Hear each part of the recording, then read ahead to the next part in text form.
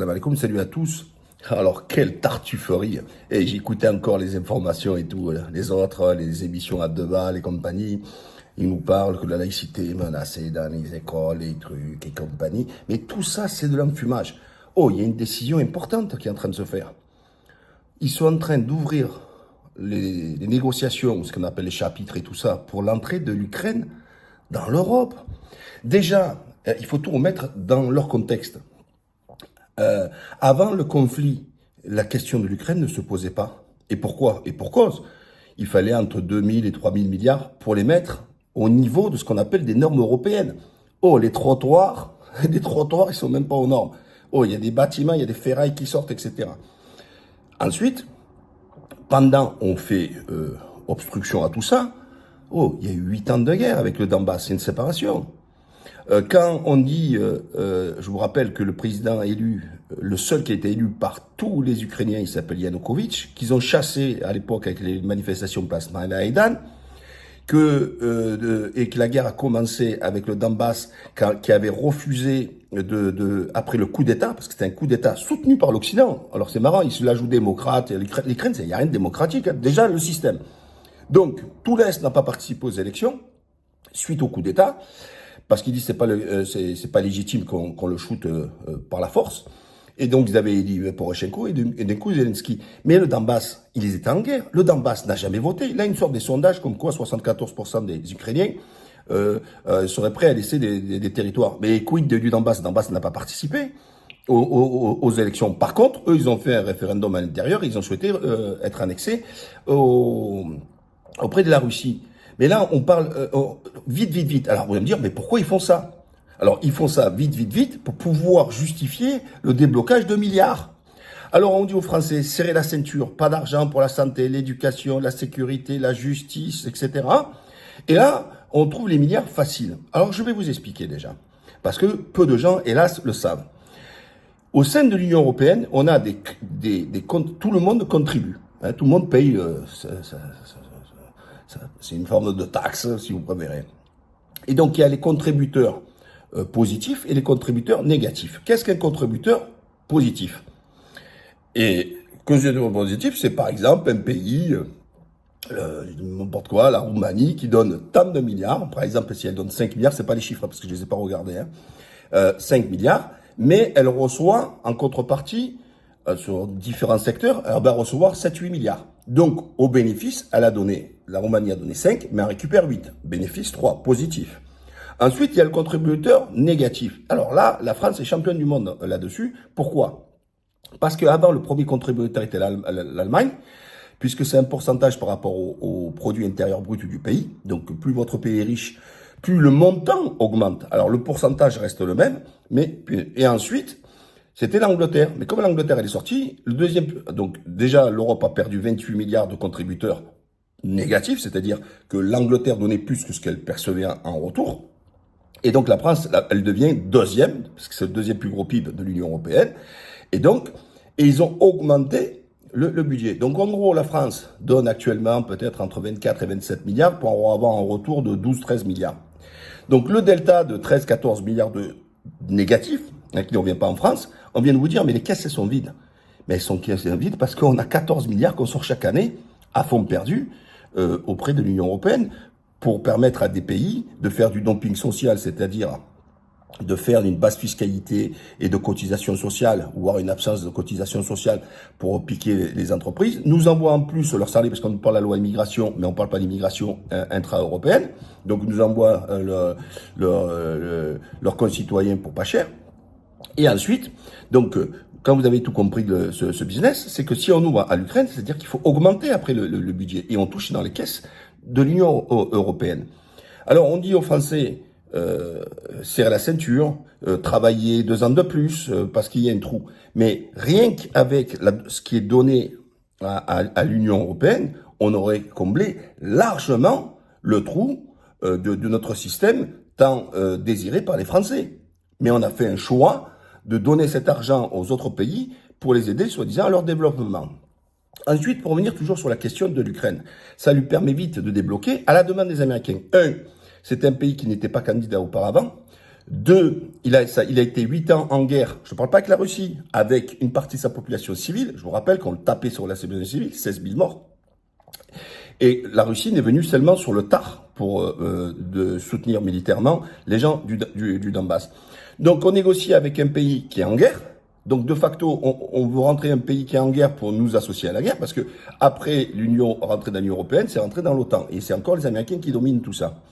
Ensuite, mais sur quel territoire? Vous croyez que les gens du Donbass, j'ai ma belle famille, ils ont tous pris le passeport turc, moi, oui, j'ai bien de Turquie, russe.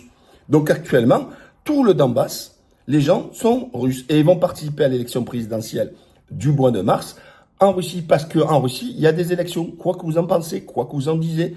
En revanche, vous me parlez de ce pays de corrompus. Oh, chaque semaine, on apprend tel ministre est tombé là-dessus, par la corruption et tout ça. Parce qu'ils ont tous, ils le disent pas un peu aux États-Unis, ils savent que l'argent est détourné. Oh, c'est un pays, moi, je connais très très bien.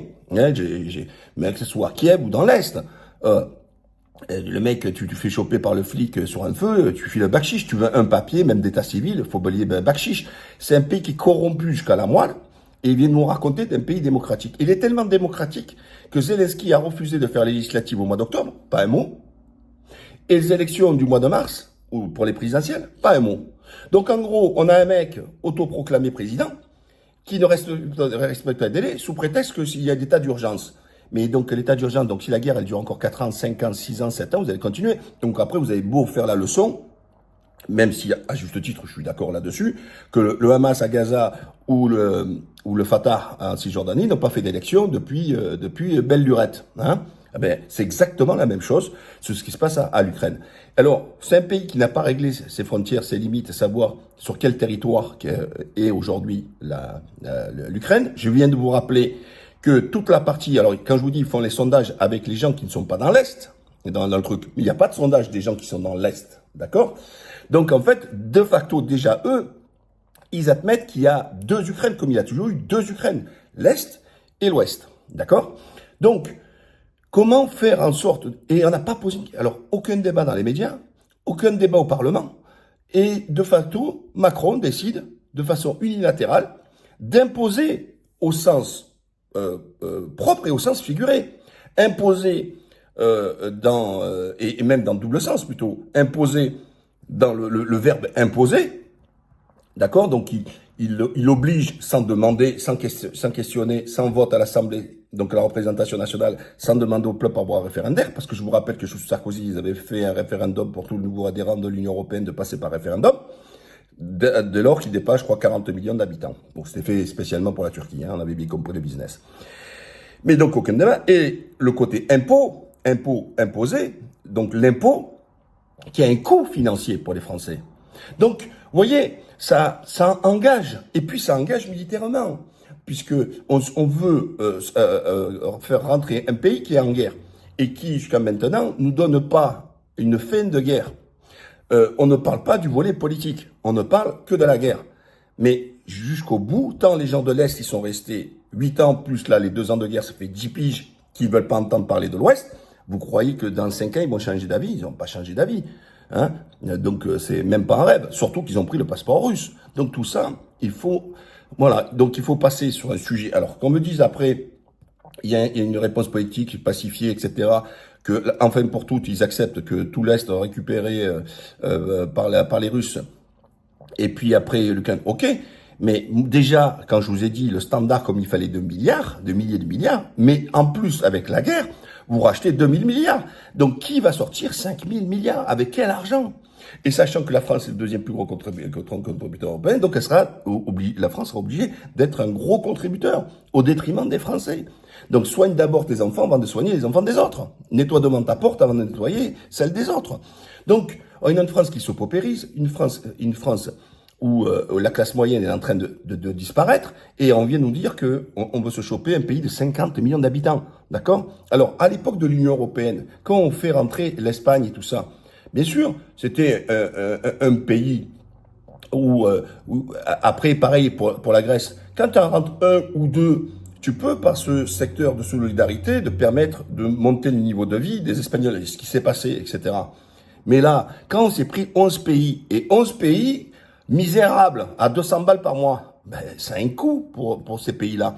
C'est difficile d'absorber 11 personnes.